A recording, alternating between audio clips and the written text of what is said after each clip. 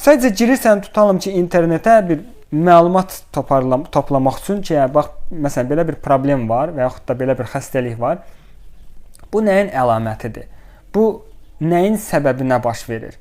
Burada çox önəmlidir anlamaq ki, nəyin mən səbəbini axtarıram, mən müalicəsini axtarmıram. Bir çox insan problemi yaranan kimin ya da sağlamlıqla bağlı narahatlığı yaranan kimin girir sırası, bax, filan kökü dəmləyirsən, filan bir şeyə ilə filan bir şeyi qatırsan, bax, bu dərmanı atanda problemim gedəcək və qaçır aptekə, qaçır nə bilim və başqaları sənin o problemində başlayır qazanmağa.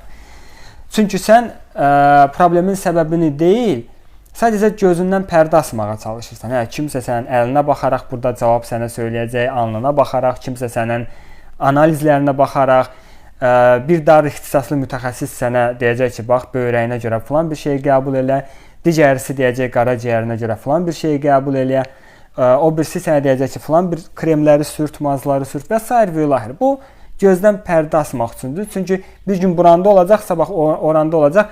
Başa düşməyəsən ki, səbəb və kökü bəlkə də eynidir.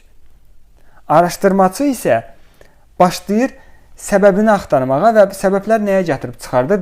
Həmişə özünə, sənin hansısa bir əməllərinə və ya davranışlarına.